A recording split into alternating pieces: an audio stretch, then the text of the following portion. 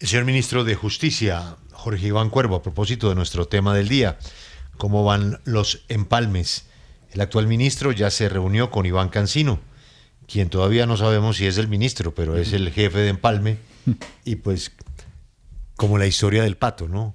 Camina como No, pato, se mueve como pato. eso está Es un listo. pato. Está listo. Lo que pasa es que pues se han demorado en anunciarlo y tal, pero el doctor Cancino va a ser el ministro de Justicia. Señor ministro Jorge Iván Cuervo, gracias por atendernos. Muy buenos días. Buen día, Julio. Un saludo para todos allá en la mesa de trabajo. Pues usted haciendo la tarea, para usted ha sido muy difícil por el corto tiempo llegar a metas que seguramente tenía en mente, pero yo quisiera comenzar por ahí.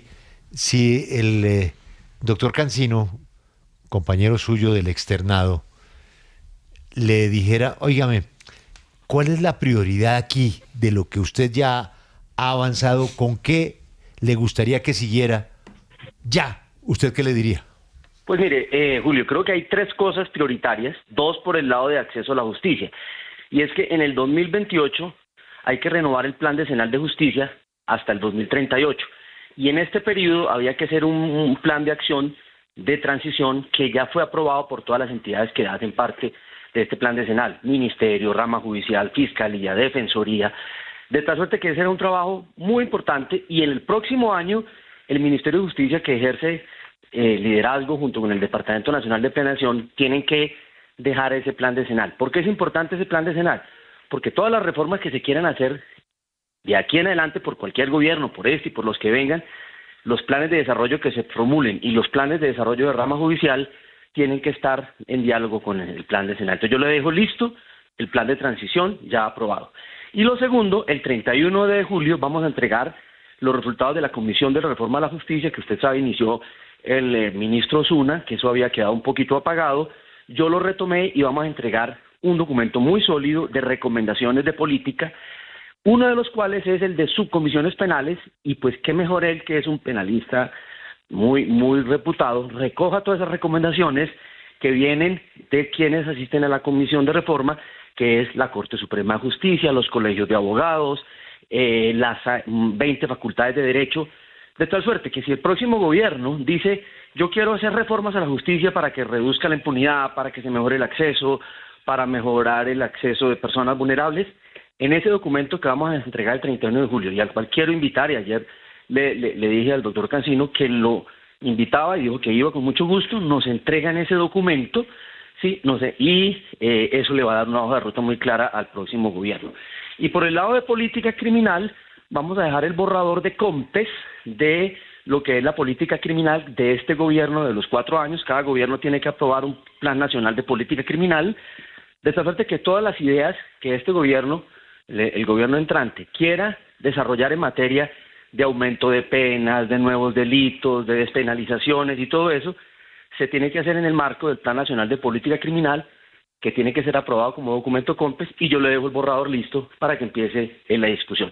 Hay otras cosas menores, pero ante su pregunta, yo creo que esas tres prioridades yo se las dejo listas al doctor Cancino, como se lo dije ayer. A mí me da pena, Juan Diego, pero yo aquí lo que oigo es cordialidad. Sí, no. tienen buena relación además Los ellos dos. profesionales Sí, bien. están por encima de la peleadera todo el día, que Sí, sí, desobediencia, sí. no desobediencia. Es que se está contra la desobediencia. Este es antidesobediencia. Antidesobediencia. Pero veo que hay ambiente familiar. Sí, hay camaradería por lo menos entre estos dos ministros, el saliente y el entrante. Pero, ministro Cuervo, quisiera preguntarle sobre uno de los temas que es bandera del gobierno que empieza el 7 de agosto, las megacárceles. Eso, bueno, lo han dicho muchos, yo lo he oído 58.538 veces. Me permito recordarle el número de sindicatos del IMPEC. Sí, por favor. La 90 y pico. La última vez iban en 90 y pico. Sí, tienen como casi 100, creo. Sí, exacto. Monte Ministro. usted un dragoneante y le montan otro sindicato para Sí, que... otros dos sindicatos. Sí. Ministro, megacárceles. Ok, voy a empezar por el tema de los sindicatos. Pero Evidentemente- déjame le pregunto, ¿usted ve, hablaron de eso? Sí, hablamos de eso. Ah, ok. ¿Y qué hablaron? Porque, digamos, un poco fue una reunión. Yo lo invité a que nos tomáramos un café.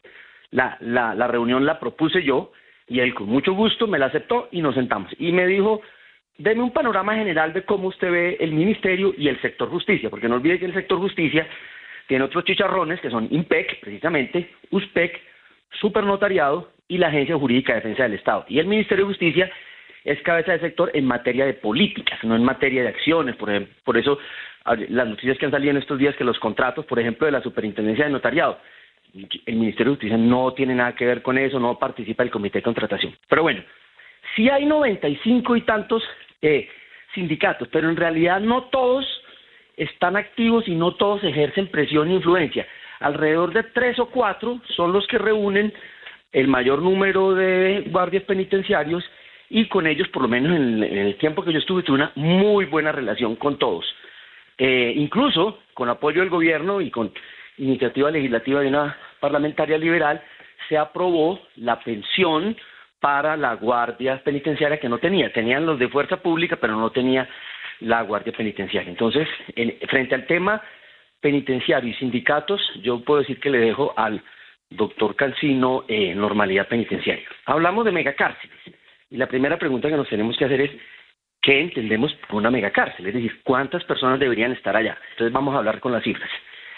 Nuestro centro carcelario más grande es La Picota, que tiene alrededor, más o menos, 7.200 personas. Supongamos que una cárcel sea 10.000 personas. Los cálculos para construir una cárcel indican que por cada cupo hay que invertir cerca de 110 millones de pesos. Supongamos que hay que construir una megacárcel para 10.000 personas. Costaría 1 billón de pesos. De tal suerte que si hay que construir, no sé, 7 megacárceles, serían 7 billones de pesos. La pregunta es, ¿a quiénes vamos a meter allá? ¿Cuántas personas privadas de la libertad tenemos en este momento en Colombia? Cerca de 104.000, de las cuales 20.000 no tienen una condena. Ese es nuestro porcentaje de hacinamiento.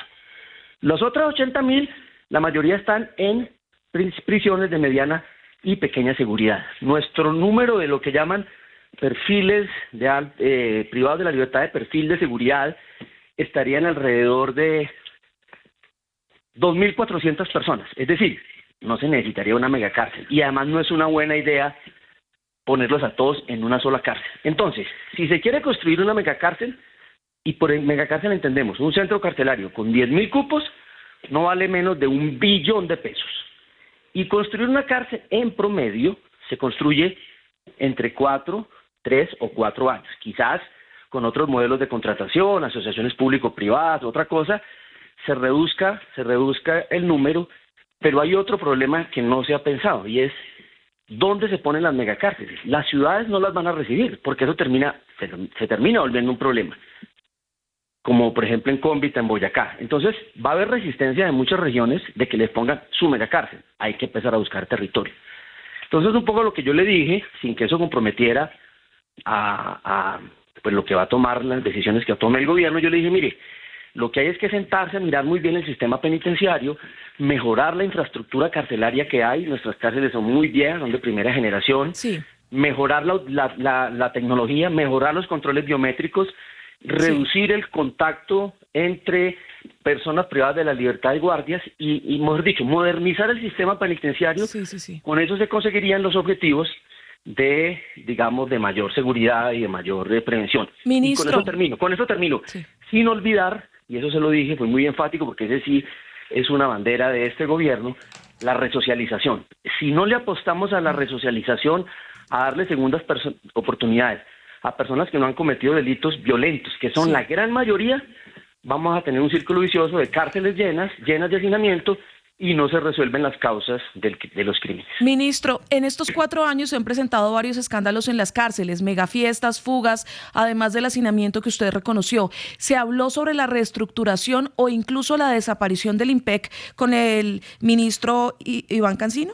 No, en general la conversación fue, él me hacía preguntas, yo le hacía mis observaciones y él tomaba nota y no me daba su opinión sobre lo que se haría, lo que me parece que es apenas razonable. Pero mire, frente a lo que usted señala, nosotros tuvimos unos indicadores, el gobierno tuvo unos indicadores importantes. No hubo una sola masacre en centro penitenciario durante los 4 años. Las personas que se fugaron, en total no alcanzaron a ser, dentro de los 4 años, más de 30 personas, de las cuales el 95% fueron recapturados. Hubo situaciones difíciles, como la de Itagüí, con la cual me recibieron, con la famosa cárcel, la famosa fiesta, tomaron las medidas, se trasladó a la persona, y ese siempre va a ser un riesgo que estuvo ahí. Creo que hay que mejorar la inteligencia en las cárceles para prevenir ese tipo de cosas. Yo creo que esa sería una cosa distinta que se haría, pero en general, el sistema penitenciario comparado, por ejemplo, con nuestros vecinos, Ecuador, donde hay masacres permanentes, Panamá, donde en la cárcel de la Joyita, así se llama, hace un mes escaparon 190 personas y han sido recapturados sobre el 60%.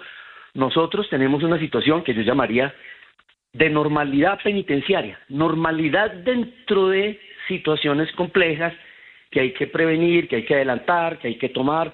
El gerente del INPEC tiene que ser una persona que conozca bien el sistema penitenciario. La fórmula que se ha jugado en Colombia de que sea un policía en servicio activo, es una buena fórmula, y yo creo que en la conversación donde le expresé mis puntos de vista al doctor Cancino, él tomó nota y creo que le quedó claro que lo que yo pienso sobre el tema y mi experiencia en estos 6 meses. Sí, lo que pasa es que hay temas que salen del control de el ministro de este o de cualquiera. Un titular de hoy desde Ibagué, ministro. Se escapan 12 internos de alta peligrosidad en una estación de policía en el Espinal. Si claro, son de alta peligrosidad, ¿qué hacen en un CAI? Claro, aquí viene donde viene el problema. El problema de los centros de detención transitoria, en principio, no es un problema del INPEC. Son personas que son capturados por la policía y no tienen a dónde llevarlos, y entonces la policía los lleva a estaciones de policía. Lo que dice la norma es que esas personas en 36 horas deben ser puestas a disposición de una autoridad judicial. Muchas de estas personas sí están en estos centros de detención transitoria a cargo de la policía, y no da abasto la policía para cuidarlos. ¿Qué hacemos en el INPEC? El INPEC semanalmente recibe cerca de 700 personas en sus centros penitenciarios, y ahí sí ya empiezan a ser responsabilidad del INPEC. Tienen que hacer convenios con los entes territoriales. La ley de garantías nos complicó mucho porque no se podían hacer esos convenios INPEC, entes territoriales. La solución a largo plazo, Julio, es que los entes territoriales, las ciudades capitales y las gobernaciones se comprometan a construir cárceles, un poco como la idea que tiene Medellín, y Cundinamarca también está en eso, para que allí estén personas sindicadas que no tienen una condena, porque la regla es que en las cárceles que maneja el INPEC, las 114 que hay en todo el país, solo pueden estar personas que tienen una condena. Y le conté una buena noticia al doctor Cancino. Alcanzamos a dejar, por lo menos para la discusión, que en la ley de competencias, esta de Nación, entes territoriales, en el rubro del Sistema General de Participación, recursos de libre destinación, un porcentaje para los entes territoriales, alcaldías, que reciban plata para poder construir esas cárceles, y un rubro de acceso a la justicia para que puedan construir casas de justicia donde se tramita mucha conflictividad, que si se previene, por ejemplo, violencia basada en género, eso nos ayuda a que estos casos no vayan al sistema penal, al sistema judicial, no se congestione ni el sistema judicial ni el sistema penitenciario. Es decir, yo creo que ayer al doctor Cancino le quedó claro que no hay fórmulas mágicas, que es un sistema, que son muchos actores, que hay que estar monitoreando permanentemente, que hay que tener muy buenas prácticas de gestión, que se va a encontrar con problemas, le van a hacer su fiesta cuando él sea ministro, si es que lo es, y lo que hay es que reaccionar muy rápidamente de manera disciplinaria, tomar las medidas y reforzar el control disciplinario. Ministro, una última pregunta sobre un tema que es recurrente en este y en todos los gobiernos, las notarías. Sí, pero que ha causado mucha polémica por el discurso que tenía antes este gobierno frente a la entrega a cuotas políticas de las notarías. Y, señor ministro, hay algunos reparos frente a decisiones que se están tomando. ¿Qué es lo que está pasando? ¿Por qué tienen tanto afán de entregar notarías cuando estamos a un mes del cambio de gobierno? Pues bueno, le voy a contar dos temas ahí primero. Un caso que fue muy, muy mediático, que lo movió la unidad investigativa del tiempo, fue el caso de la creación de la Notaría 82 en San Victorino, ¿sí? Que el titular señaló que a última hora se había creado una notaría por presiones de una representante de la Cámara, la doctora María Fernanda Carrascal. Pues resulta que eso no es así. Ella ya presentó un derecho de rectificación, yo conozco todos los antecedentes. Efectivamente, ella en ejercicio de su congresista presentó en 2024 formalmente, y están los oficios radicados, es decir, no fue a las espaldas, no fue escondiéndose, que se estudiara la posibilidad de crear una notaría en San Victorino que se había levantado en anteriores gobiernos, porque en San Victorino pues hay mucha actividad comercial, escrituras, certificaciones, y desde el 2024, hace mucho antes de que yo llegara, empezó el estudio. Eso es un estudio de planeación, hasta que finalmente salen todos los estudios, y en mayo de este año la superintendencia dice sí tiene el mercado suficiente esa notaría, sí hay que crearla, y me envían a mí el decreto y yo firmo ese decreto. Pero ministro, esa es la parte académica, técnica, que es ni más faltaba correcta, pero la verdad es que le están dando notarías a políticos. No, por eso digo, Julio, que son dos cosas. Yo no voy a eludir esa otra pregunta. Voy a terminar esto. También creamos la notaría de Belén de Bajirá, que ustedes saben fue el último municipio creado en Colombia. En una discusión que había entre Antioquia y Chocó, también se creó. Pero, ¿qué va a pasar? Se crea la notaría, pero no se va a nombrar notario durante este gobierno. Será el otro gobierno al que le toque nombrar el notario de la notaría de San Victorino. Eso, frente a ese tema, que fue donde más ruido hubo, porque el titular decía a última hora y tras bambalinas. No fue ni a última hora, no fue tras bambalinas, fue un proceso largo, radicado con oficios y todo, y se estableció la necesidad del servicio. Ahora, la creación de notarías. Sí, exacto, pero ministro, vayamos a los notarios que sí están dejando nombrados ustedes en este gobierno. Por ejemplo, Alberto Mario Garzón, notario segundo del Círculo Notarial de Santa Marta, a quien adjudican como una cuota de los Dávila. Dicen que ha sido también cercano a Carlos Caicedo, que pues no tenemos que recordarle la relación con el presidente Gustavo Petro, pero además es una persona que tiene algunos cuestionamientos, que ha sido investigada hasta por la propia Superintendencia de Notariado y Registro. Listo, entonces aquí viene esa segunda parte. ¿Cómo es el proceso? Al Ministerio de Justicia llega el decreto para firmar el nombramiento. Muchas veces la mayoría son interinidad o provisionalidad, lo que significa, por ejemplo, que el próximo gobierno, si considera que una de esas personas no es idónea desde el punto de vista ético, puede revocar esos nombramientos. Yo, como ministro, yo reviso los antecedentes, los requisitos legales, que tenga la formación, que tenga el cumplimiento, que tenga la experiencia y que no tenga antecedentes disciplinarios expedidos por la Procuraduría General de la Nación. Y se lo voy a decir con toda sinceridad. A mí me llega un decreto con un nombre que me llega de Superintendencia de Notaría. Yo firmo y se va para Presidencia, que lo firme el presidente. Yo, de los que he firmado en los últimos tiempos, a la única persona que leyendo su nombre reconocí fue a la doctora Adriana Mejía, que era la directora de Artesanías de Colombia, pues porque yo me la encontraba muchas veces en los consejos de ministros. De resto, las personas que llegan ahí, yo no las conozco. ¿Qué calidades tiene la directora de Artesanías, que ni más faltaba, lo habrá hecho muy bien, para ser notaria? Es un regalo, es un premio. Claro, Julio, la historia se repite y se repite, y uno creía que en el gobierno del cambio pues eso no iba a pasar, y está pasando lo mismo. Claro, pero le voy a decir cómo hay que resolver eso. Entonces, esta señora reúne, es abogada, tiene el tiempo de experiencia después del ejercicio de su profesión, y eso es lo que exige la ley. A mí no me han dicho nadie, nombre a esta persona porque es familiar de este, porque es recomendado de este. A mí me llega lo que se llaman los abogados una situación jurídica consolidada. Esta persona reúne requisitos. De hecho, he devuelto varios de esos casos y no los he nombrado porque no reúnen los requisitos, sobre todo de experiencia. Les he devuelto, me insisten y les digo, no le nombro esas personas porque no lo reúnen los requisitos. Pues muy valiente, ministro, porque eso por lo general viene con una notica de un senador o un representante. Ministro, gracias por su tiempo. Si no volvemos a hablar, quiero reiterar, reconocerle que usted siempre nos ha atendido y eso pues lo valora mucho la audiencia. Muchas gracias y seguiremos hablando, ministro. Si me regala, bueno. Que le quería contar cómo resuelve el problema. Ministro, es que tengo otro problema. Hay que quitarle al presidente la designación de notarios. Ah, bueno, pero hay que llevárselo a un consejo, a un cuerpo colegiado y que con unos requisitos mínimos y de meritocracia se elijan los notarios allí. El presidente no tendría ninguno, ni este. Mire, en el anterior gobierno, voy a nombrarle un solo caso, el doctor Duque nombró a última hora a Rafael Guarín, que era su asesor de seguridad. Le vuelvo la pregunta, ¿qué sabe un asesor de seguridad de notaría? Nada. Pero todos los gobiernos, Julio, pagan con notarías favores personales o políticos. Claro. A mí como ministro solo me llega el decreto y mido que Pues se cumplan los requisitos. ojalá Y se va. ojalá que el ministro Cancino atienda su sugerencia. Ministro, Era eso. muchas gracias. Feliz semana. Bueno, que esté bien.